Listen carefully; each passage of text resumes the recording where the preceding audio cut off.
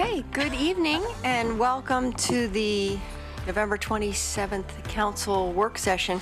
We do have a slight disconnect. We didn't have items of interest on our major agenda, but we have it on this, so I don't want to spend a lot of time, but if people have any issues that they didn't get a chance to talk about last week, we could commit a couple of minutes to any reports. Okay. Can I just mention? Yes.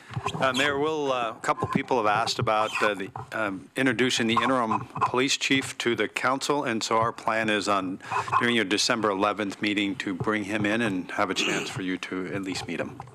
That is great. That'll be great. Thank you very much. Any other quick comments? Okay, I think we're ready to roll into the subject of the day. Manager? Thank you, Mayor, and I'll turn over to Danny and his team for a presentation, and we'll go from there. So good evening, Mayor, City Councilors, Denny Bro, Planning and Development. And we're going to do a downtown update today, and we have a team. This is actually a small part of a really large team that's been working on downtown. And so they're really anxious to highlight really a lot of great work and a lot of progress that has been occurring downtown, and also share some of the monitoring and outreach that they've done regarding kind of feedback they've gotten from people about how they experienced downtown this past spring and summer. We have a lot to cover. It's a very busy summer, so this will take a little bit of time. We have the whole work session, and we'll leave time for questions and answers. But we're going to talk about what we learned, what worked well, things we need to keep doing, probably some things maybe we need to do more, and also some things that we'll need to kind of refine as we move forward. Oh, I have it. So, as you recall, we were here a couple of months ago, and we shared with you our economic cartography project, if you recall. And I think that really what that demonstrated is that downtown is an extremely important asset for the community. When you think about property values, employment centers, downtown's very important. You know, it's an asset that I think we need to nurture, to grow, and to protect. Of course, we've been working on revitalizing our downtown for several years, and most of that work has been really centered on physical improvements. We've renovated public and private buildings, we've filled storefronts, we've filled the pits, we've done a lot of things downtown, and I think you've kind of heard us reference the $300 million of investment that has occurred downtown over the last several years. The reality of all that activity and investment really is that we have more people working, living, eating, drinking, and visiting downtown than we have in kind of at least our era here. And that the reality is that's really just brought a whole lot more attention on our public spaces downtown. We think downtown public places, we've learned, you know, working with Project for Public Spaces, that people's perception of downtown is highly driven by our public spaces. And I think last year we reached a point that the perceptions of our downtown had gotten pretty low. And we know that downtown matters. Downtown really belongs to everyone. It really should be a place that we all enjoy. We know that people care about our open spaces because when they're not functioning, when they don't feel safe and inviting, we hear from the people, the community members, you hear from the community members. So we know that they're important. Downtowns are kind of our public face. It's our regional center. It's really, you think about it, the first place that visitors go many times to kind of experience what a city is all about. It plays a really critical role, I think, in retaining and attracting investment in the community. It also plays a really important role, we're learning, in attracting talent and creativity in our community as well. It's our innovation district. And I think generally its form and its function really matters to the community. So last year we brought in Project for Public Spaces to help us develop some strategies for our public spaces. We've taken many of the recommendations and we kind of immediately went into action mode. The first thing we did is we established an interdepartmental staff team. We call them the ops team, the operations team. And we really challenged them to implement lighter, quicker, cheaper recommendations that were focused around public safety, social services, and placemaking. And those were the general themes that came out of our work with Project for Public Spaces. We also relied on partnerships, and without these, we could not have been successful. These are some of the partners. There's probably many more. I wish I could really sit down and go through all the partnerships and all those. You'll see some of those in the presentation. I wish I could recognize all the city staff. It really is several people across all of the departments who really stepped up and stepped in to really make an effort to make downtown much, much better this summer, and I think there's definitely evidence to suggest that it was.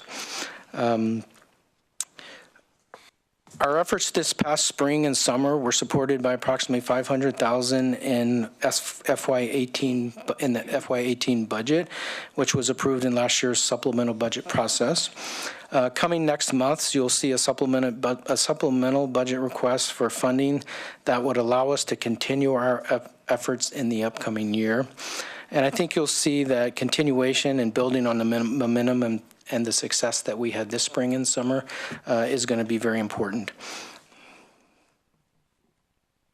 So this is just a quick preview. I think you'll get more information here in a second, but some of the things we've learned is that we're making progress. We've definitely taken some positive steps downtown.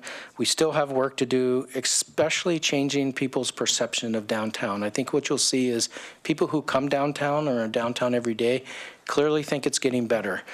We're struggling still with people who don't come downtown very frequently. I think there's still some negative perceptions about downtown.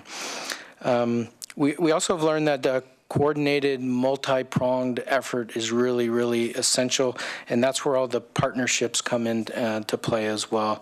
We can't do everything, and I think we're on the right track in that regards as well. We kind of have a new model for how we're impacting downtown. We also need to continue outreach to the broader community, again, especially getting the word out to people who don't come downtown and let them know that downtown has a lot to offer. And again, partnerships are essential, and again, you'll hear about some of those. So I'm going to hand it over to the team at this point, and they're going to highlight what we consider to be a very successful spring and summer for our downtown. Oh, Jeff. Thanks, Denny. So I'm Jeff Perry. I'm from facilities and also on the downtown ops team.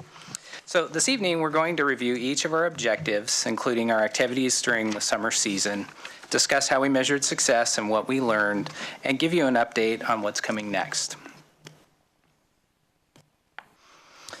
Our ultimate outcome was to make downtown Eugene's public spaces safer, more welcoming, and vibrant to help support civic, commercial, and social activities in the downtown core. The 4 objectives we focused on were: make comfort, safety, and social services a priority in the downtown, activate the public spaces to attract a critical mass of residents, especially families and children, make physical improvements to help reduce crime, support positive activation, improve visibility and access, and enhance comfort, and finally, communicate the success of downtown. Oops. There we go. As we share more about the activities that supported our objectives, we'll also explain the data we collected and our findings related to these activities. We utilized a results-based monitoring framework led by Eric Brown from Planning, which tracks specific activities that were accomplished this season. There are a number of sources used to collect information in order to measure our success. This included activity mapping. We worked to replicate the activity mapping conducted by PPS last summer. Our effort was conducted over a 2-week period in each of the public spaces. It's important to note that this part of the evaluation was conducted in September, after most of the public space programming was completed. We wanted to see what the lasting effect was during unprogrammed time. Community survey. This was also similar to the survey conducted by PPS last year. It's based on a convenient sample, so it was open to anyone who chose to respond. Although it's relevant information, it's also not necessarily representative of our entire population in Eugene. We received over 3,000 responses through the online survey, which is about 1,000 more than what we received or what PPS received last season. And we also performed grocery store outreach, where city staff conducted short surveys at grocery stores at all the different 8 wards in town. And finally, we also conducted more in-depth interviews with key downtown partners representing the business community, downtown residents, police, human rights activists, social services providers, and the Saturday market and the farmers market. Our first objective was to make comfort, safety, and social services a priority in downtown. So I'll talk a little bit about the community court. So one of our strategies was to utilize the services provided by community court. It's open every Friday and includes a variety of social services available to the community. And it's proven to be very successful so far. We had 533 walk-ins that received social services support, and community court participants who were cited downtown and agreed to go through the program contributed almost 400 hours of community service hours downtown. In fact, the photo above is of several participants and a volunteer painting the fire hydrants downtown, and they did that throughout downtown. It's kind of a neat story. 72 court participants graduated, and 96% have not reoffended in downtown. And as a former court administrator, I can attest to the fact that's an incredible statistic. Last spring, LRCS joined the 15th Night Initiative, which focuses on connecting youth with positive role models and building leadership and job skills. Recreation held 25 field trips, and the library saw 45 youth attend its street art event. Rec staff trained and hired 4 youth during the summer that came through the program, 2 of which found housing because of their employment. All right, I'm going to hand it off to Sergeant Smith to talk a little bit more about safety and security. Good evening. I'm Sergeant Julie Smith, in case you didn't recognize me when I'm not wearing my uniform. Several people in the room tonight said that they didn't recognize me. Not used to seeing me this way. So I'm going to talk about the expansion of the Park Ambassador Program. This year, we went from 2 seasonal park ambassadors to 4 and added a park host for the park blocks. Wow, wasn't this program effective? Especially for those of you that work close to the park, I think that you certainly saw a difference in what it looked like this year compared to last year. Once again, 2 patrol officers on bikes worked in the urban parks and collaborated with the park ambassadors. We also lengthened the season from 4 months to 6 months. Based on the surveys conducted by our park ambassadors, we learned that park patrons reported seeing less quality of life issues in the riverfront parks, and more people reported feeling safe, and none felt unsafe in comparison to the survey results from 2016. Wow. The park ambassador provided general information and handouts to community members, as well as informed them about the park rules. They also made several hundred social service-related contacts. The park ambassadors worked collaboratively with the court team, which I'll talk a little bit more about on the next slide. Our park host, down here in the downtown park blocks, provided general information and handouts and contacted individuals about the park rules. I received very positive feedback from community members about how great the park blocks were. And wasn't it great to see children playing in the park this year and hearing happy laughter downtown? All right. One of the additional social service aspects is that we increased and expanded the court program. This is the community outreach team, also known as COURT. COURT is a problem-oriented policing strategy designed by EPD to proactively conduct outreach to address the underlying needs of the highest utilizers in our community. COURT was expanded this spring and summer to incorporate social services to clients affected by the increased presence in the parks. In 2016, the court team worked with 40 clients, and we had excellent results. In 2017, the court program is currently working with 115 clients. 30% of those clients have been connected with housing services and successfully housed. These clients have been connected with many other social services, and their quality of life has improved. This approach not only improved community perception of how the city is working with homeless, it has also reduced recidivism.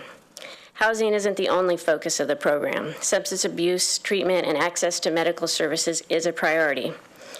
There are so many positive stories that I could share about the clients in this program. One court client just celebrated 1 year of sobriety. Not only that, he is now housed, and he was recently added to as a board member to the White Bird Clinic. So that's an amazing transformation in just 1 year's time. So what we saw was a decrease, an 8% decrease in calls for service in the park with the added of the park ambassadors in the court program. Although this number might seem small, but given the fact that all the other numbers for police services were on the increase for the year, this is a highlight of success for the program and these services.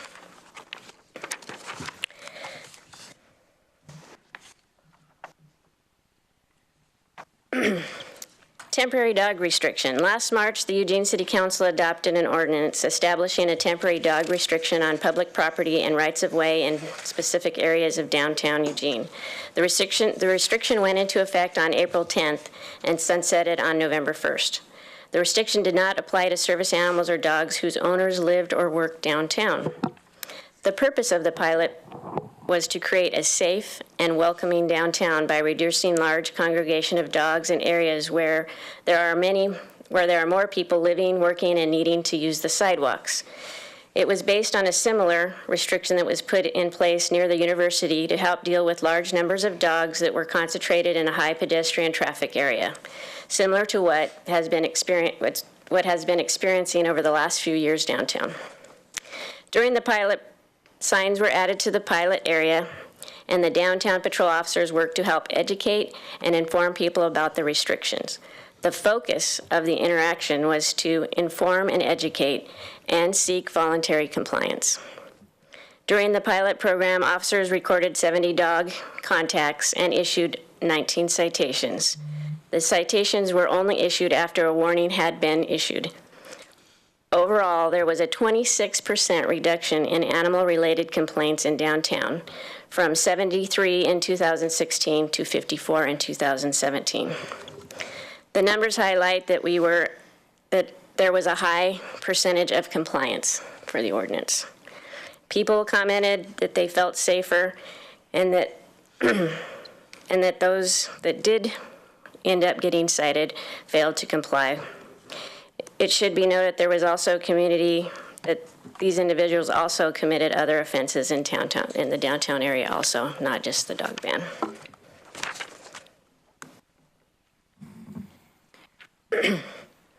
So, as part of the survey that was sent out, do you think that the temporary restriction of dog has made Eugene more safe and welcoming by how often do you come downtown? As you can see on the graph, those individuals that do come downtown or live downtown felt that it did make a difference. And those that didn't come downtown, then, they felt differently. The online community survey included a question about the temporary dog restriction. The results showed that about a third of respondents thought it did, a third thought it didn't, and a third were undecided. People who live in downtown were most likely indicate that they thought it had a positive effect. As you can see by the graph, again, the people that spent the time in downtown felt safer. Those who didn't felt differently. It's all perception and provides us with what we need to work on for next season.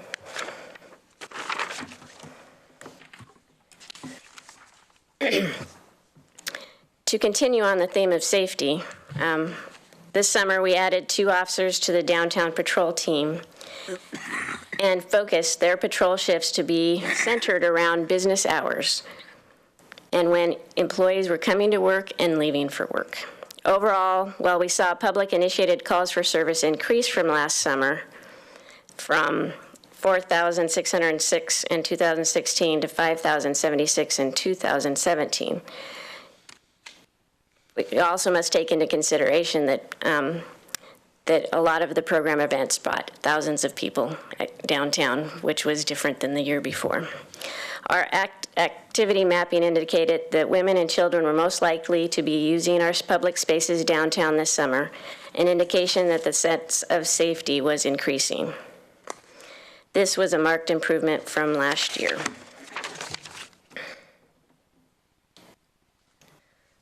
What we heard.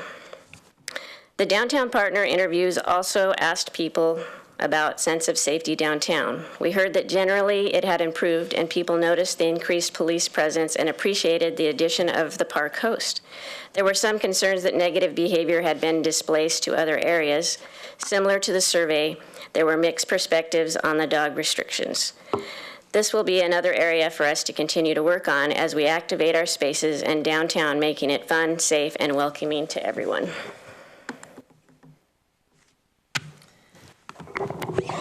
All right. Well, my name is Colette Ramirez, and I'm the Cultural Services Public Programs Manager. And I'm happy to be back to council reporting on the programming initiatives that we undertook this summer. And we are working towards activating the public spaces to attract a critical mass of residents, especially families and children's. On the whole, the feedback that we received from partners and stakeholders downtown was generally really positive about our programming. And that's thanks in large part to the hard work of our community events team and all of our colleagues and all of our partners too. Our programming is split into 3 categories: signature events, recurring events, and then daily activations. And in my mind, those recurring events and those activations are a complement to our larger signature events, which are the highlight of the season. And the largest and most successful signature event we had was Eugene Sunday Streets, which included the huge parade this year. Eugene Sunday Streets attendance went from 6,000 attendees in 2016 to 10,700 attendees. That's a 78% increase. All I can say is, wow, that's a huge increase. We counted 4,500 attendees along the route with 500 participants in the parade in the first year back. So we're excited to see what next year will hold. The other 4 signature events that we counted was the kickoff human foosball, and then partnerships with Lane Arts Council in June, the Arts Alive, the 20 by 21 Eugene Walls, and then Fiesta Cultural in September. And that brought another 3,550 attendees downtown, as well as partnerships with 23 organizations and 34 vendors. We also recently had All Hallows Eugene, which brought another 1,500 people downtown, and most notably kids and their families. I don't know if you all were downtown, but there was so many kids in costume. It was really fabulous to see. And that number wasn't counted in our statistics, but it was notable in showing that we really are trying to do more year-round programming to encourage people to come downtown.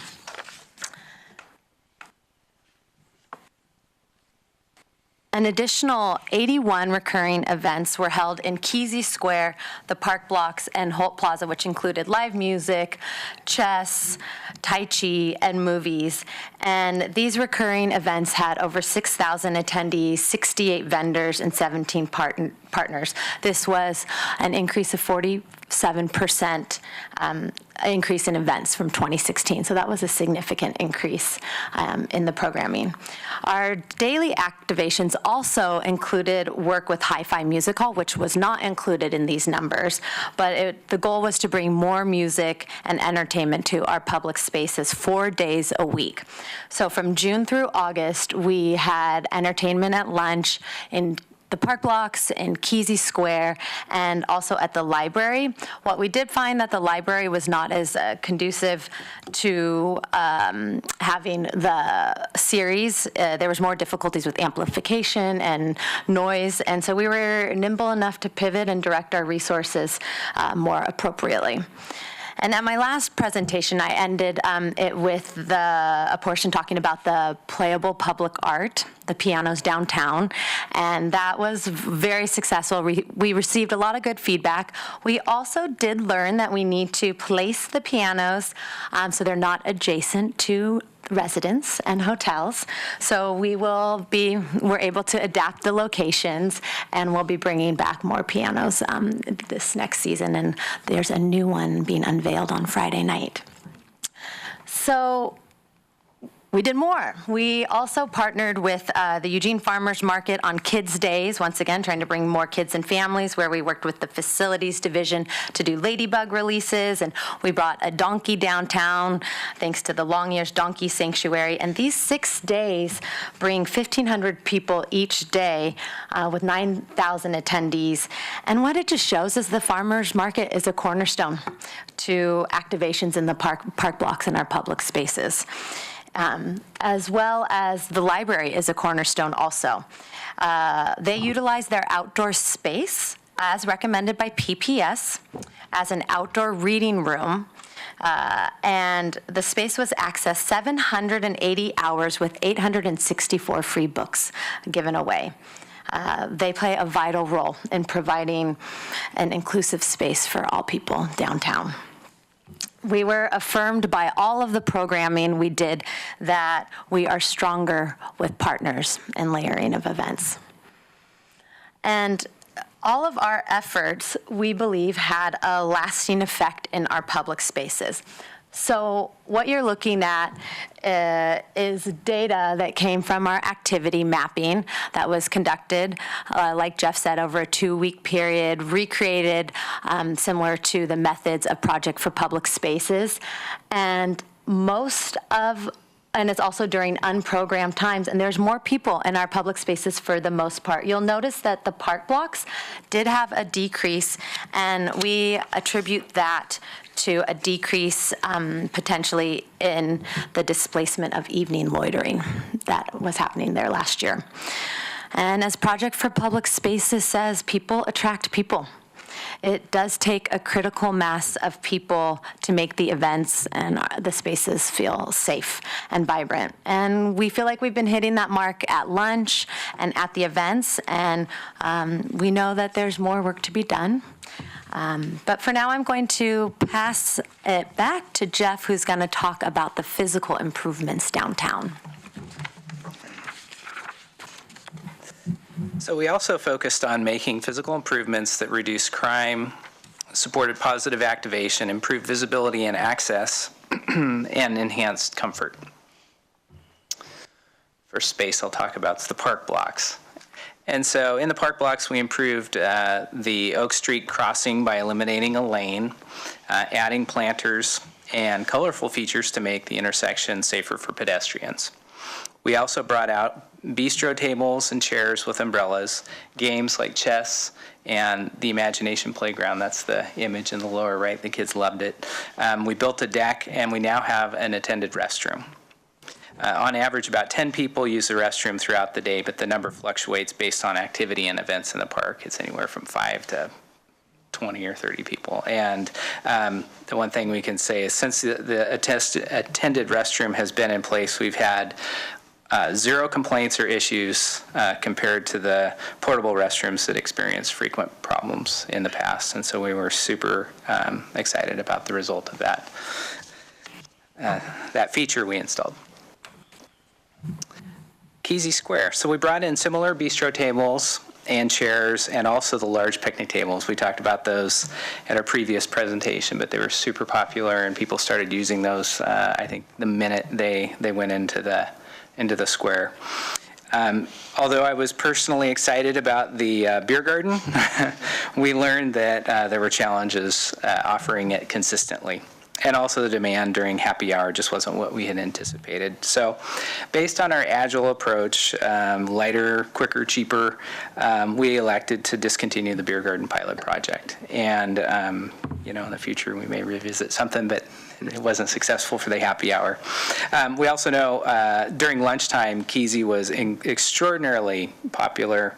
I spoke to one of the food cart vendors, and they said they had never been busier ever. And so, which was kind of a bummer because I used to be able to get my lunch and it would take about 3 times as long to wait for it. So. All right, sidewalk activation. We partnered with several groups and vendors to help try out new ways of activating sidewalks in the downtown core. Through a fun and competitive design process, 4 parklets were constructed and placed along Broadway and Olive Street, converting parking spots into mini parks. 2 pop-up retail vendors operated along Olive for about 2 weeks in August. And the pop-up retail saw about 25 to 30 customers per weekday and 50 to 60 customers during events.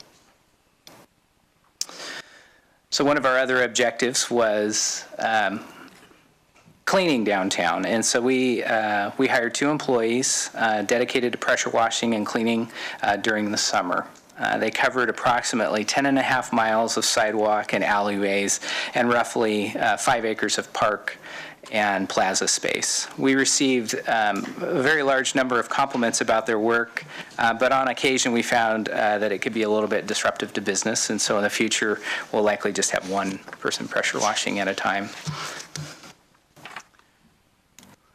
All right, so when we asked people if people thought downtown was improving, staying the same, or getting worse, opinions varied based on the amount of time people spent downtown.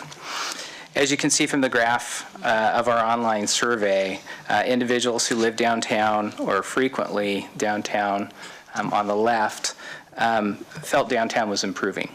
And those who don't come downtown very often were very likely to say they felt like it was getting worse. Our grocery store outreach was a little more positive. We heard from almost 50% of the participants that they felt downtown was improving. And again, this was conducted in all 8 wards in different grocery stores. So looking at the top 3 words we heard through the online survey describing downtown, we also observed significantly different perspectives from those who are downtown every weekday compared to individuals who seldomly come downtown. While we were happy to see positive terms like improving and vibrant, safe, or busy, lively, so on, we also recognize there's a need to continue our efforts and keep building on success and sharing that success with the broader community. And so communication and outreach are really essential. Okay. And I'll let Colette talk about communication. As you can see, communication is important, and we made a good start, and we know we have more to do. The communications team shared ongoing messages with an engaged public about the improvements to downtown. Some notable results are the new webpage, vibranteugene.org, had more than 6,000 page views. Our regular e-newsletter had a 57% average open rate, which is more than double industry standards. People care. The subscribers to the regular e-newsletter increased by 76% over the course of the summer. And then we also created a webpage, Vibrant Eugenians, which these photos are from, which highlights stories of interesting people that live, work, and play downtown. If you haven't checked it out, you can go to vibranteugene.org and see some of these fascinating people. We also received a lot of more media coverage, including 25 news articles in the Register Guard and more TV media. I just have a little personal story to share. It was the beginning of the season. We had just started. We were about to kick off human foosball, and I was being interviewed by KEZI, and the newscaster came, and he was really happy to be sharing some positive stories of downtown. He shared that it had been a while since he had done that, and so that was a good start, and that continued throughout the season. I think people are hopeful for downtown. And all of this, like I said, was a great start, but we also knew we needed to do something more sustainable. So we formed a committee made up of stakeholders and partners downtown, targeting and looking at hiring a marketing firm. The results of the RFP process for that marketing firm was a contract was awarded to Bell and Funk to conduct a larger, cohesive, strategic marketing campaign as we move into next year efforts. The communications end is key to changing the perception of downtown. All of these efforts are to communicate our success downtown, and slowly but surely, perception is shifting. A perception that we notice is especially shifting with our downtown partners. So what we heard during our downtown partner interviews was that they thought downtown was busier, more vibrant, and welcoming this summer. They did like the lighter, quicker, cheaper activations and interventions. I mean, it felt totally different downtown. And they were appreciative of our efforts, and they recognized that the city cannot continue to lead, and that we need sustainable funding, and we need more partnerships, and we need to continue the momentum to continue our efforts. I was going to show you a video next. Are we going to give it a whirl? We're going to try. Okay, good.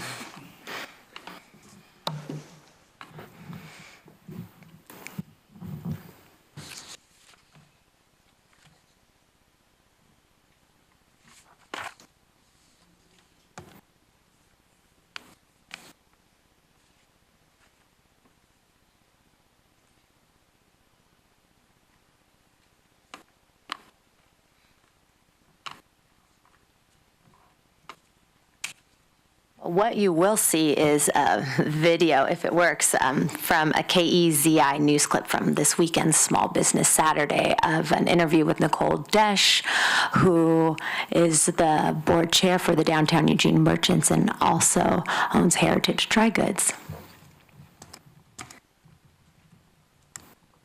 No?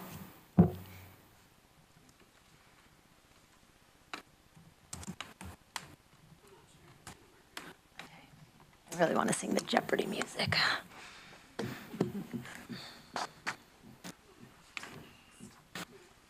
Next? Sure. Oh, yeah.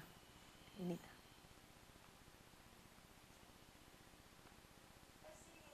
that. Oh.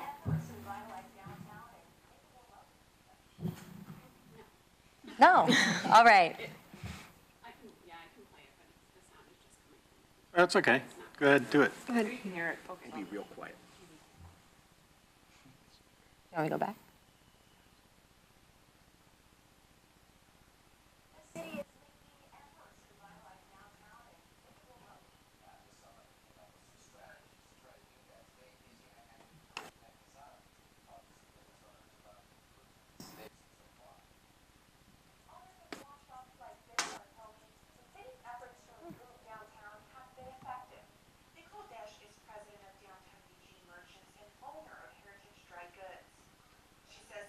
Push to make downtown more inviting has helped. You know, customers will come to the shop and say, I haven't been to Eugene for 5 years, and it's changed so much, and it's amazing. From street cleaning to hosting more activities, Desch says the impact of the city's changes are evident. When you live in Eugene, who haven't come downtown for 10 years or more, and they are just blown away with how different it is and how much they're appreciative. I think it's been really positive. I think the city made some really important improvements this summer, and we'd love to see them continue. The city will be meeting on Monday to review their progress. The meeting is open to the public, and it starts at 5:30. Overall, though, Desch says other business owners have also felt the improvements. She tells me she's looking forward to hearing the results from Monday's meeting. In Eugene, Jeanette Quesada, KEZI 9 News. Well, there you go. So like Nicole said in her interview, she'd like to see us continue our efforts too. So that's what we're doing. It's winter now. We kicked off our winter season on the 17th. We were honored to have the mayor there at Light Up Downtown. We had 1,500 people in the park blocks, and we've been seeing that events attendance double every year. It was the third year we've done it. The lights will stay up downtown through January, and we will continue to have activations in the park blocks. Daniel, the park host, will continue to be there throughout the season. We're going to still try to get food carts out there Tuesdays through Thursdays and have fire pits and heaters out there during the day. We will have Fridays at the park blocks, which started this past summer, so Friday evening events that will start with this First Friday Art Walk, and we'll continue to bring art and music and cultural programming downtown on Friday evenings through December 22nd. There will also be a Christmas tree vendor out there on Friday night, so come downtown and get your Christmas tree and wreaths. We are also working with our Public Art Committee to bring a temporary art installation to the park blocks in February and March. We want to create an installation that has a notable presence that inspires imagination and evokes dialogue. And another notable addition as we continue our efforts is we've created a downtown program fund that is now live, which aims to activate downtown's public spaces, specifically the park blocks, Kesey Square, and outside the downtown library. We seek to expand the breadth of our artistic and cultural programming by supporting partners and organizations to do events and installations and bring their ideas and efforts downtown as a way to support others. And we know we can't do it alone.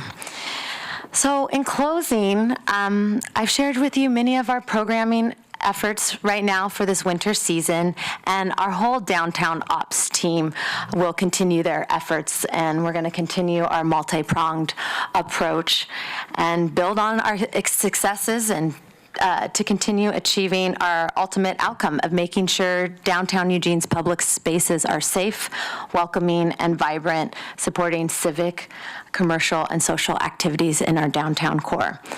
We know we can't do it alone. Our partners know that we can't do it alone. We are really proud of the work we've all done this summer and how collaborative it's been, and we really care about building a better community and a better downtown, and making downtown Eugene a more vibrant place to be and to live and to work and to play. So we are hopeful of what can happen with more collaborative partnerships and stronger partnerships and sustainable funding also. And like I said, we know there is more work to be done, and it takes a village to do all of this. So I'd like to close it out and open it up to you all for questions and discussion. Thank you so much. I just want to thank you for your work, and I know you've made this comment in your document about the city cannot continue to lead, but it's clear that your leadership has made a huge difference. And so I just want to thank you for that incredible work that you've done, because it has been a difference and we all feel it, and it has required your leadership to get there. So thank you very much for that.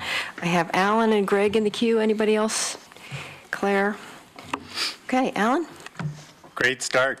It's wonderful to see all the stuff that's going on. I think things are looking up for downtown. Big improvements, big changes, and activation seems to be the key. I think that's the difference between a couple of years ago and today. And as the Project for Public Spaces said, people attract people. And so the more activation you get, the more people go there. And just my own experience seeing more kids downtown and more people downtown is kind of that circle that feeds on itself, which is awesome and great. I thought it was also interesting in here, a kind of recurrent theme on the surveys was that and very understandable, the people that were downtown perceived the changes and saw the changes, and the people who didn't come down didn't. And so that's not surprising at all. So if you never went downtown and you had nothing to base your changed opinion on, you wouldn't change your opinion. So if you're in that last group over there to the right, go downtown and check it out. It's really, really different. I think it's cleaner, it's safer, it's more welcoming, than it has been in years. So I think this is an awesome start. I can't wait to see what you guys are going to come up with next year. Except you set the bar a little high. And we need to sustain it. I think that's really key, and keep the momentum going. Can you talk more about that partnership and what you're planning to do about making sure that there is a partnership and that it gets sustained? I mean, this is a perfect role for government to do this kind of stuff and make sure that it keeps going, but we need other people to help. Yeah, I think there's different layers of that, so that's not a simple answer. I think there's partnerships on the public safety side, social services, programs like Cahoots, and social service folks that maybe could be out on the street and that aspect of it. There's programming partnerships, I think, that are very important. You know, this program work was extraordinary that this team did, but I think it's to have those spaces and the sidewalks and everything programmed all the time. It is going to take other people, other community members, other groups, organizations, whether that be the merchants or DEI. Those partnerships to help us program the space are going to be very important. And then there's the actual physical form of those spaces. And so the way buildings interface our public space and sidewalks and filling retail storefronts and all that is a big part of making and so that private partnership that we have with the businesses downtown is very important. So we need to just keep building on that. And I think, you know, if you look a few years down the road, I hope that partnership is a whole lot more formalized and stronger. I think if you look at other downtowns, they have a lot more maybe formal organizational structure around space management and programming and safety and all those things. So I think that's where we'd like to head, and this is a good building block. I think we have a good start. Yeah. I don't know if there's anything else. I think programming is important. Maybe you can get the city council a cappella singers to. Yeah. Right? We heard you earlier. We're good. Good Lord help us all. A little more That practice. might be actually counterproductive, but Wow, I'm looking forward to that one. me too. I'm in. Let's go. Greg? No, you definitely don't want me to sing. Outstanding work. I think that this is, represents a lot of work over a very short period of time to turn around a space that has been challenged for a number of years. And while we're not completely turned around, I think we're moving in the right direction. So that's a good thing. And so I want to compliment you on that. I have a couple of questions here. One is that I've noticed in other cities that have been successful with reframing their downtown space or framing their downtown space, that branding was a big element of that. And I want to ask this in two parts. One, is there a plan to kind of rebrand downtown, to give it a different identity, a new identity, a refreshed identity? And secondly, how does this play out into the overall long-term vision of what downtown is going to be? Because, and then I have another question after that, but I'll let you respond to the first two first. Because I'm really concerned about how we look at downtown in 2027 and 2037. Where are we going? What is this going to look like? What is the picture that you can paint for the community in terms of what eventually downtown will be? I can respond to that first question. So just to reiterate, you were asking around kind of a new brand and a refreshed identity. I like the Whitaker, the Whit. Yeah, right. It's fresh. It's the hip place to be. Yes, that's what we want for downtown too. Part of hiring Bell and Funk through the RFP process. So there was 5 other companies that went out for that contract. And like I said, the stakeholders decided. They are going to be pulling in stakeholders downtown and partners downtown to look at what that brand is. They've done some work around the downtown huge that DEI and DEM is using, and pretty strong collateral already. So going to be building on that. But that's exactly what we're trying to do, is figure out what is this cohesive personality that we have, and what are those elements that we want to communicate. So they just got awarded the contract just a month ago. And so we will be working with them to come up with that strategy here. And then where do we want to go? I can only speak for myself, and I think I reflect a lot of our team, but we want Eugene to be on the map. We want people to come here and be... well, we want people to enjoy and be, this is a great place to live, work, and play. And people are coming here. And so how do we then have a place that we're all proud to be? And that's the Innovation District. And Denny, I don't know if you have other things to say about that. I think if you look at our Envision Eugene work, downtown is really a centerpiece of that. It's what I call the mother of all nodes when you talk about nodal development. It's where we've made significant investment in transportation infrastructure and all of those things. And so, in order to protect our rivers and our ridges and farmlands and so forth, we have to grow from within. And I think downtown is the bestest place to do that.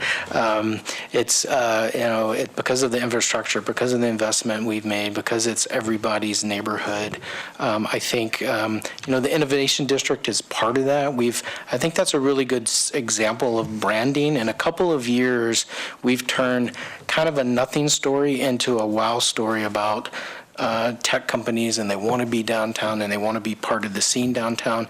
And that was really kind of part of a storytelling branding effort. We need to do more of that that's centered around other aspects of downtown. Great place to come play, to eat, to shop, and all of those kinds of things. And that's part of the marketing effort. So I think the long-term vision is we want downtown to be dense, active, get people out of their cars, be walkable, all of those things. And we're working on it. But it's not an overnight success kind of thing. It's going to take a lot of work.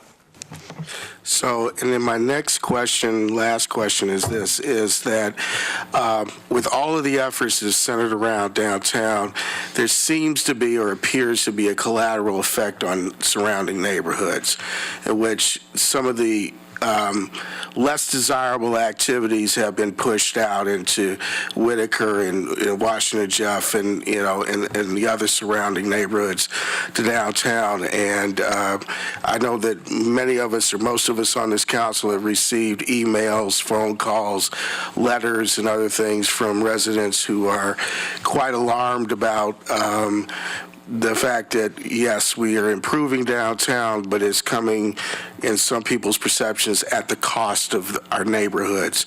So I don't know if you have a response to that or not, but, it definitely is a major concern with addressing some of the major social problems that we have within the community that were previously and still are to some degree centered in the downtown area. That's a police response, or you want to take a shot at it? Yeah, I think yes to all of that. I think it's true. I think there's a couple things. One is I think we're very aware of that. Two, I think as part of the community justice initiative, which will be coming back to council after the first of the year, will also help to try to address some of that piece as we move forward. So there'll probably be more conversation around that particular topic as part of that conversation as well.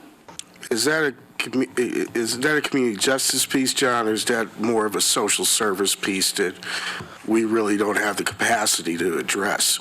It's really trying to do a couple of things. One is to take a look at the broader system. So Sergeant Smith talked about the effectiveness of community court and the court program, and are there ways to actually expand those kinds of things into the broader community? So that gets a little bit at the social service side of it as well. I think when we think about partners, the county is a significant partner in human services, as well as many nonprofits, and we'll have to continue to work hard with them to add that capacity that's needed. I can also add, Craig Carnegie's on our downtown ops team. He's the Parks and Open Space division manager, and so he's been closely involved with all the discussions and the activity, and when we've seen displacement and things like that, we've been working with him on that. And there's also a Park Watch Committee that I'm on, Craig's on, and EPD, and we do have a lot of discussion about the different issues that we're seeing in the various parks and downtown and so on. And so it's something that we definitely have on our radar. Okay, Claire? Thank you. Well, thank you very much for this presentation and this wonderful, wonderful work and the great results. It really feels like we've reached a turning point in how we think about and approach the problems of downtown, moving beyond just seeing law enforcement as our best first response, which I think historically was kind of where we went as a city, and a response we know that's expensive and unsustainable. And in this effort, we took what might be called a wraparound approach, and we had law enforcement involved, social services with the community court and other ways, physical improvements, public art, programmed activities, a truly comprehensive approach that seems to have really made the difference to create positive change as opposed to just trying to get rid of negative activities or perceptions. And so I think for me, that was really the crux of why this was so much more successful than other initiatives that might have been tried in the past. So I really appreciate noticing the increase in downtown visits by women and by people bringing their kids downtown, young children. I also love the pressure washing and will continue to take credit for that idea, even though someone on staff probably thought of it before I mentioned it at a city council meeting. And then I note that we added to our personnel capacity with the 4 parks ambassadors, the 1 park host, and the 2 bike patrol officers, which we'd had bike patrol officers intermittently in the past. But I think that added staffing was also really critical because it did actually help address some of the problems of displaced negative behavior along the river. It didn't address all of it, and there were other parks like Monroe Park that experienced some worse impacts, but it did help a lot. And so we need to continue figuring out how we can have those resources. So I understand that we can't be the only ones leading on this in terms of the downtown improvement, but I think in terms of that piece, the community court piece, I think it's really essential that we play our part, and we need to ensure that our interim chief and our future chief continues to make that commitment to build on that positive change. And then I just wondered if you had any thoughts on how you're thinking our partners in this effort will be working to support this work going forward and continuing to work with us. Yeah, we have an ongoing discussion. There's a downtown stakeholder group, so it includes some DEI representatives, property owners. It has downtown merchants. And we meet with them on a regular basis about partnerships, and they're really helping us navigate some of those partnerships. Technology Association of Oregon is another really good one that we will just continue to build on. So I think, I think we're on the right path. I kind of feel like we've scratched the surface. There's a lot of work to do, especially if we're going to formalize that partnership into something, a downtown management entity of some sort. We've talked about the downtown manager idea, which is still hanging out there. And that might be an entity, it might be a person, it might be a collection of people. We need to work through some of that. And so I think it's more work with the property owners and the stakeholders and the folks that are logical partners, including social services and all the other kind of partners. But it's complicated. Downtown's a very complicated place, and we host like a big event every day where thousands of people come. So the complexity of it really means we have to give it a lot of thought, some time to figure out how to make it work. But again, it feels like we're making really good progress. Yeah, great. Thank you very much. Chris? Thank you. Really great presentation. 2 thoughts. The first one is I think it's really good, and I agree with the notion that you really solve this with a lot of smaller things that you implement rather than thinking there's one big giant solution. I think a number of smaller ones have a greater degree of success, really get you to where you want to go. The downside of that is nobody sees the change because it was accomplished through a lot of small steps, and I think that to some degree contributes to the lack of sense that there's been a change downtown, because I didn't see this giant explosive thing that caused it to change. And so I think Sergeant Smith's presentation specifically about the tangibles, what's actually happened, the number of cases, the number of this, the number of that, I think is very telling in terms of the improvements that have been made downtown, regardless of what the perception has been, which kind of gets into my second point. You mentioned before that the statistic you showed, the tables and the bars and things, these came from the self-selected survey of 4,000 people. I think that's interesting because it wasn't a statistically reliable sample. You had 4,000 self-selected people who filled out the survey, which means you get results from people who felt reasonably passionate about what they were saying. Like the cards in restaurants. How many people in this room fill out the cards in restaurants regularly? It's only the people who feel passionate enough, positively or negatively. I think that influences the bars a lot. But even so, frequency of visiting downtown, I think, is a characteristic I would want to understand people's attitudes about. But I would also want to be able to understand how people feel about downtown based on their gender or their age or their income or their education level.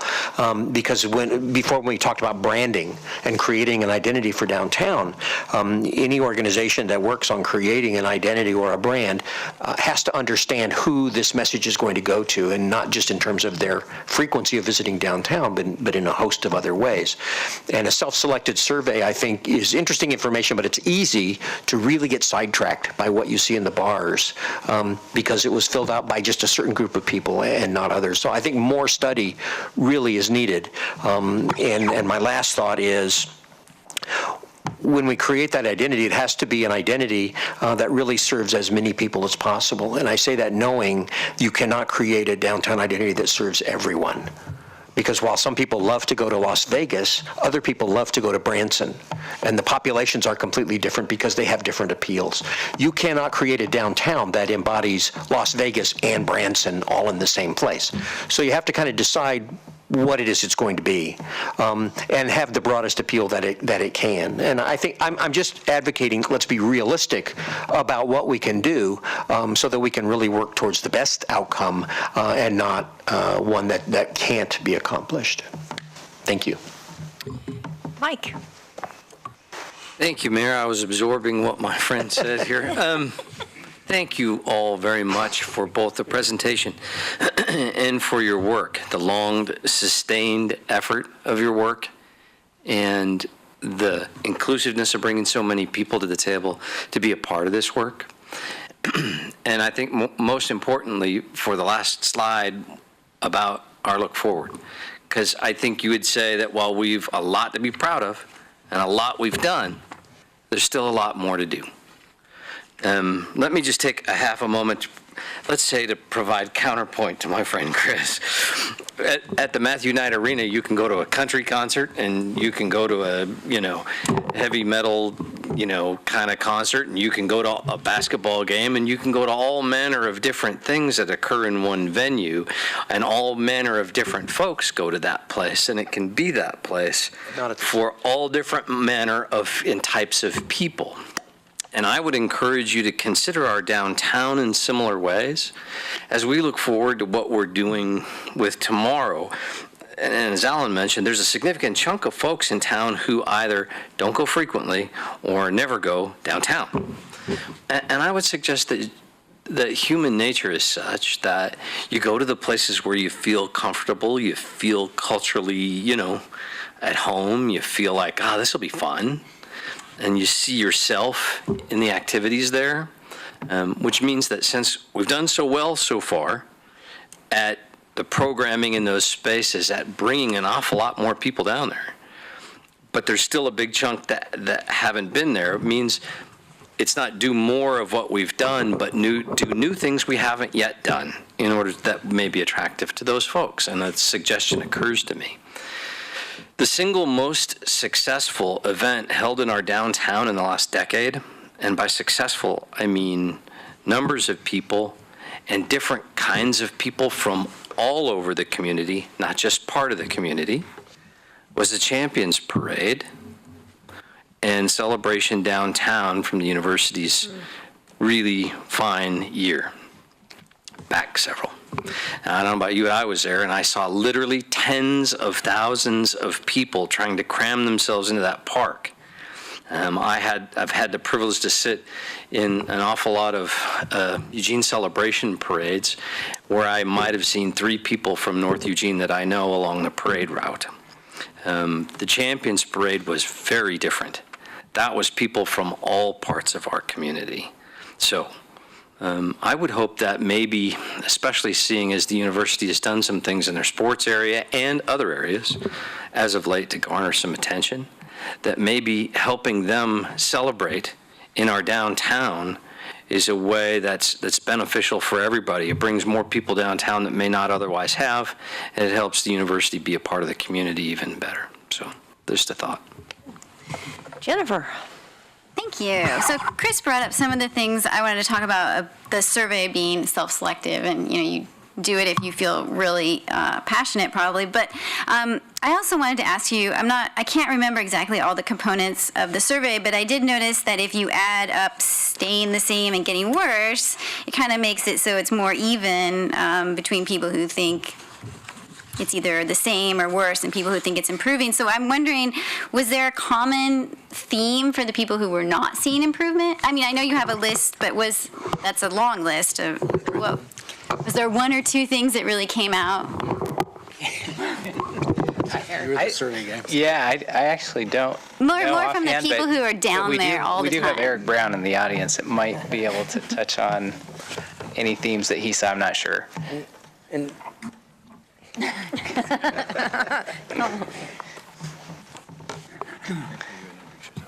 Sure. I'm Eric Brown with the Planning Division. In terms of things that people had in common, who thought it was staying the same or getting worse, I mean, I analyzed the data for geography in terms of their frequency downtown, and that was the biggest relationship that I saw. We could go back to the data. Councillor Pryor asked about gender and education, income level. We can look at the data for that as well. I would say generally, a lot of the comments that we saw were around homelessness. Homelessness is still a really big concern for members of our community, and I think that's a huge barrier for people to feel good and feel supportive of what's going on downtown, whether it drives them away from downtown or they're downtown and experiencing and feeling conflicted about enjoying it. There's, I think the presence of homelessness and transient populations really makes people feel uncomfortable and, gets in the way of them enjoying themselves downtown. Right.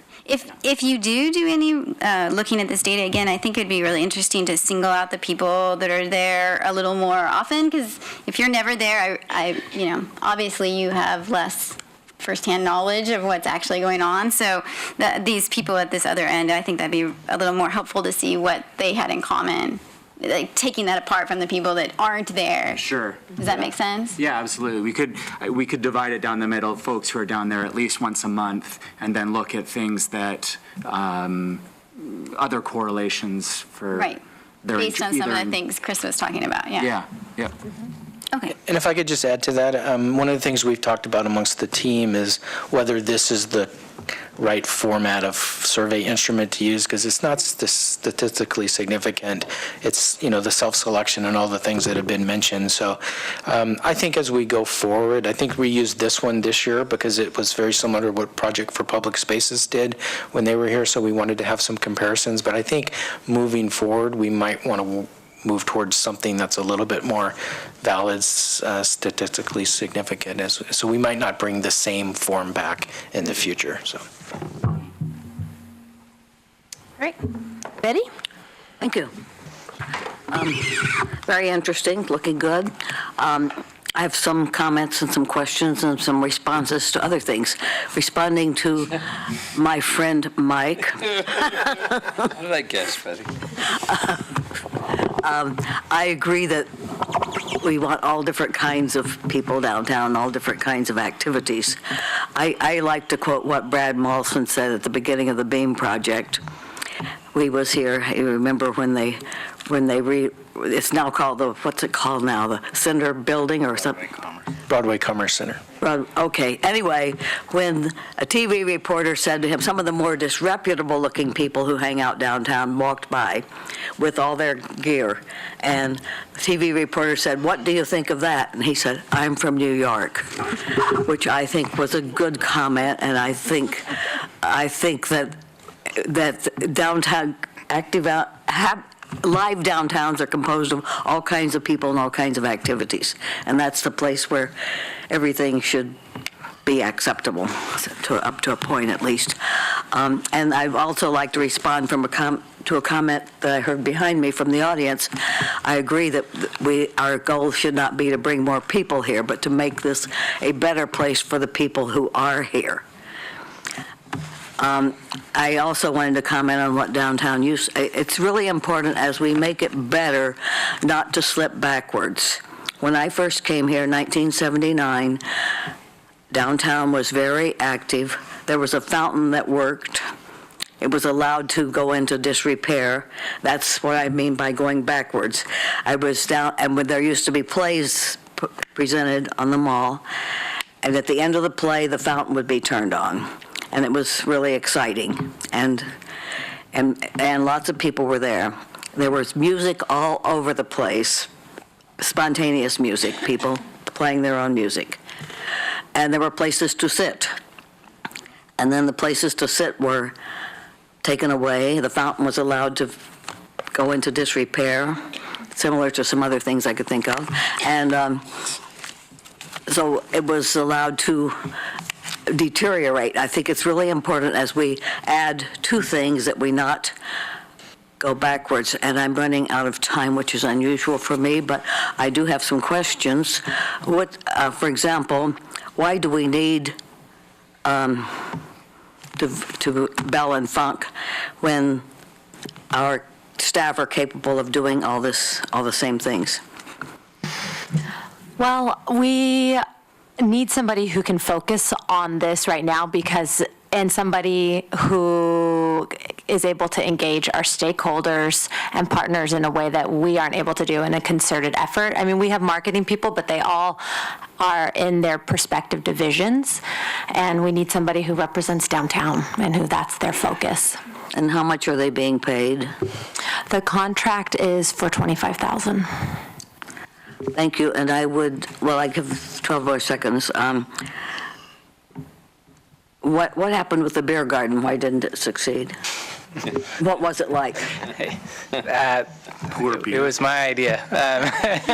And, I think it was just, it operated from 4 to 6 o'clock, and Colette's group really tried hard to program and do a lot of things, but I think people, they eat in Kesey Square, and then they, might not be inclined to come right back down there and eat at the same food cart or whatever it might be. And so we suspect folks go to, different restaurants and things downtown after work. And it just, we tried really hard, and I thought this was going to be positive, but we just didn't see a lot of activity. And the vendor we worked with, they gave it a shot, and, they hung out longer just to try and help us out and see what we could do.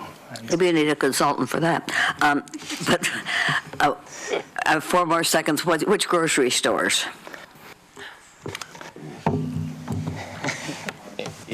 Eric can answer that one.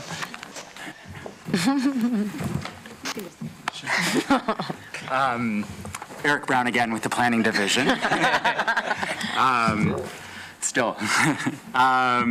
So we were in all 8 wards, as you mentioned.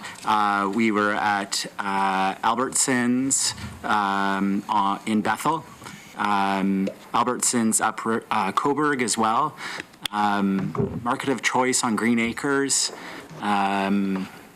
We were at Capella Market in South Eugene on Willamette Street. We were at so this isn't a grocery store, but the Buy Mart on Chambers Street. And did you say Market of Choice on Franklin? Market of Choice on Franklin as well. Yeah. So we tried to hit a number of different grocery stores. Not the ones downtown.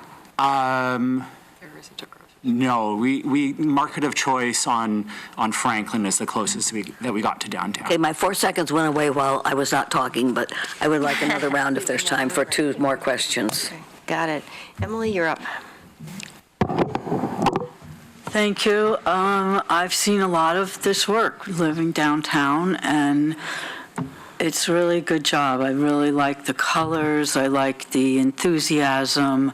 I realize it's an incredibly complex problem that's going to take us more than one summer to work on.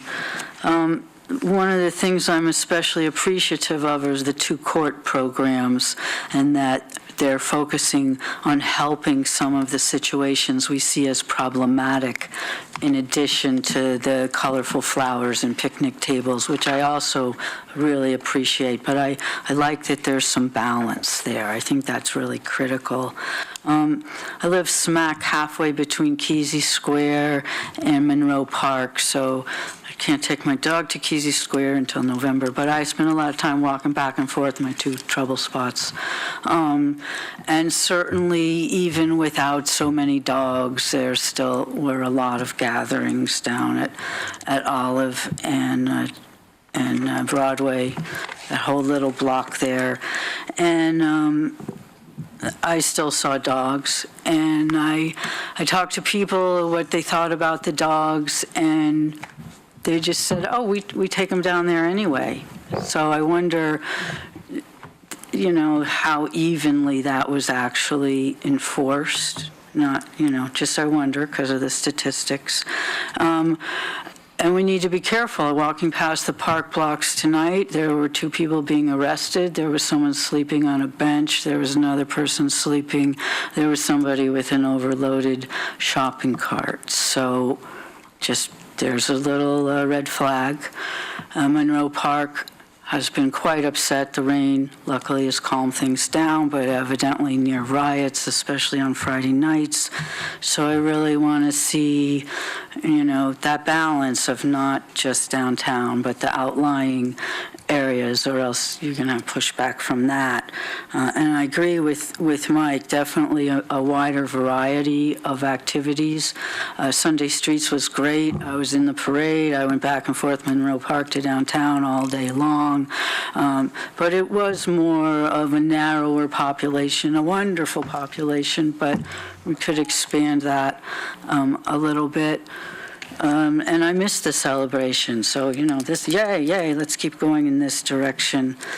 I love the cute little bathroom, but I've never used it, and 10 times a day isn't very much. I think part of the problem is you have to go find the park host, It's like, oh, I have to go potty. So that's a little bit off-putting. Some people are still mad, they're the ones that are going to write, but I hear from people, and it's not perfect yet. I get that. I have another question, second round. Okay. All right. Betty, you're back, and then Alan, then Greg, then... I just had 2 more questions. Did you think about the use of the City Hall block while it's not being used? It comes up in conversation. Surprisingly. We haven't decided on anything, but it comes up occasionally. It's a big empty spot. And is anyone talking to Mr. Imami, who owns the buildings on both sides of Kesey Square, about opening the walls? Yes, we have been. Some of our staff in planning and development have met with them a couple of times. And we're really thinking about, I think what the expectation in Kesey Square for this coming summer is continue to build on what we did this past summer. But between now and the end of next summer, I think our goal really is to try to figure out what the more permanent solution is for Kesey Square, because when it works during lunch hour, for example, it works really well, but when as soon as the food carts shut down, it becomes a little bit inactive. And so we will be continuing discussions, I think, because he's an adjacent property owner. You've mentioned many times he could be critical to what we do, what the permanent solution is for Kesey Square, so we'll continue to have discussions with him. Seems to me that is urgent to do something about that as soon as possible, and and whatever it takes, whatever kind of diplomacy or whatever, it seems to me it's worth doing. And it might fit in with a failed beer garden too, if you could have a brewery in part of one of those buildings, which I think is that the owner might be receptive to. Yeah. You know, really, the reality is we've heard more than one interesting idea about what Kesey Square could become, and so that's one of them. I think really our goal is to start to look at all the potential possibilities and to start working through those, start to involve the community. What does the community want to see happen here, and have those kinds of discussions, and that will definitely be one of them that we'll have in the mix. But it seems that whatever you're thinking of, that opening the walls fits in, I would think. It was certainly one of the recommendations of the Project for Public Space. Thank you. Okay, Alan. Speaking of projects for public space, they were early on part of this effort. How much do you attribute the success in this turnaround to what they did and helped us do? I think it was very successful. I think it brought attention to the importance of public spaces and the role. I mean, I think we always knew that intuitively, but I don't think we really took the time to coordinate, you know, management of the space, programming of the space, and, you know, the physical form of those spaces. Like, they kind of brought it to the forefront. And so that was one thing. I think just having focused energy around this lighter, quicker, cheaper is something that we've never done before. This kind of forced us into action. And, you know, we could have done this 10 years ago, but the reality is we didn't do it and we haven't been doing it. So having them come forward and truth, you know, this lighter, quicker, cheaper, we started to feel good about, you know, we don't have to look for big solutions. And we took a little bit of risk, and they made it clear, like, it's okay to fail and try something, and if it doesn't work, move on. And so I think it was very valuable for energizing us and get us focused on more comprehensive look at the public spaces. So. Cool. A while ago, we were talking about a downtown manager position. What happened to that? He's sitting right here. I mean, really, in the interim, you know, I don't say that lightly. Jeff has really stepped up to kind of lead the operations team, and that's a model that worked really well this summer. We're still talking about how that shifts to maybe a different person or a different model. We haven't perfected it yet, but I think we just jumped into action, and this team jumped into action, and Colette and all the people sitting here, they really just stepped up and kind of performed that role. So that's just something that we need to think about a little bit more. We haven't yet landed on any particular model at this point, but yeah, having someone that focuses on it, I think is pretty critical. Yeah, Jeff actually, he has a real job that he has to do. Yeah, right. Man of many hats. So, not that you didn't do a great job, Richard, but having someone focus on it, it's just their responsibility to do that.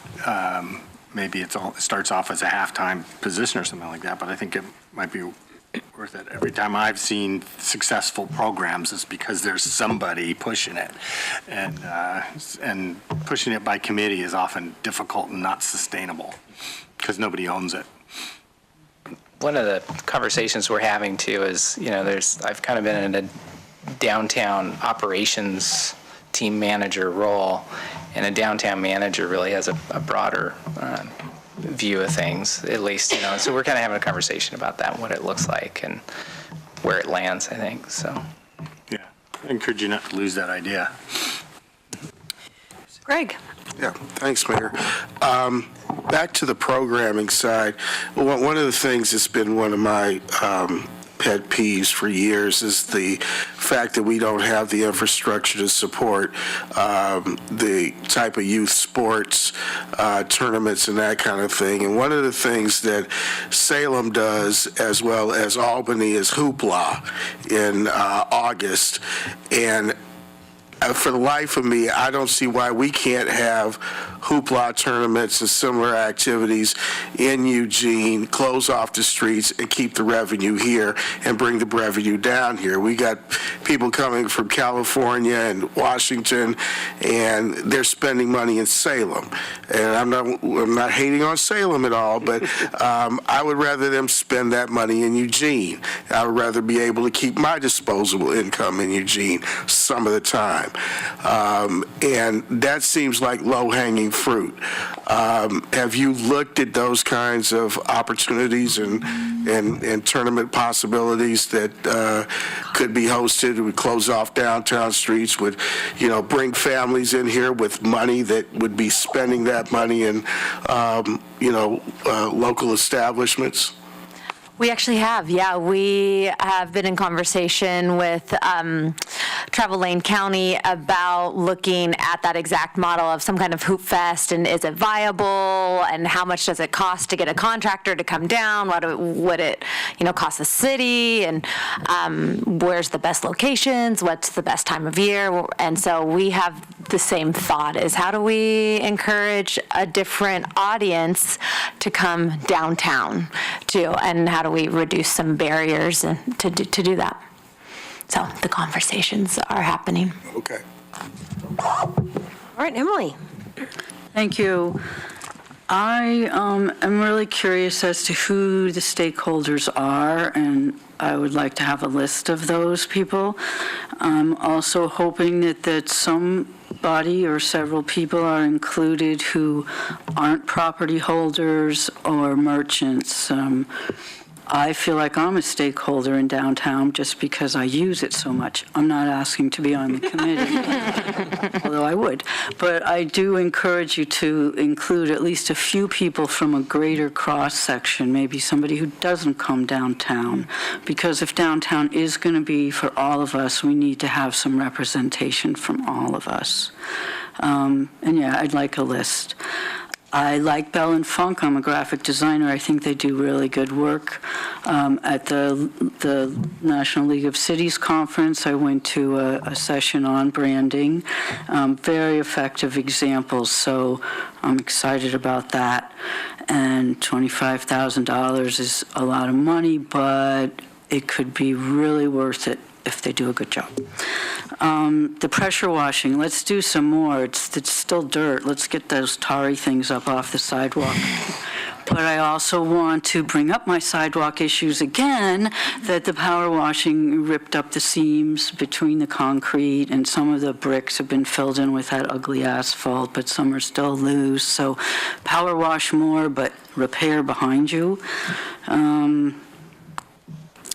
I've walked with the police, thank you, Julie, so much, and with the Red Caps. I check in with the Red Caps a lot, and it's made a really big difference. We can't afford, and according to the Red Caps, we don't need even more police right now. We need to spread that out into other areas. And I asked them, what kind of ideas do you have? And they had a lot. And I said, well, what if we had 2 more Red Caps on duty? And they were just like, oh, that would be fantastic. So I've mentioned it a few times upstairs, and I'm hoping that we could find some money to do that. I think it's lighter, cheaper, quicker, colorful. Let's get their help. They already know. They could stay a little later on Fridays, because when 8 o'clock comes, it's over. And mostly what I want to say is a really enthusiastic thank you. You really stepped up to a big problem that affects everybody, and the success here will ripple out into the whole city, and I hope bring more representatives to downtown. So it's my ward, it's my street. I live on Broadway, and I am really, really encouraged. So keep up, do more work, make me proud. Thank you. I think everybody had a chance to say what they need to say. I just want to echo everybody's compliments and gratitude towards your really excellent work. One of the things I say about really, really great cities to visit or to live in are cities in which, when you walk around the corner, you're surprised. something wonderful or interesting is happening around the corner. And I think you did that this summer. And it was really great. Every day was a little surprise, like, oh, look what's happening now. So it was really excellent, and thank you very much. I think it lifted everybody's spirits. It was wonderful. Keep it up. We look forward to hearing the next chapter. Thank you so much. And I think we are done.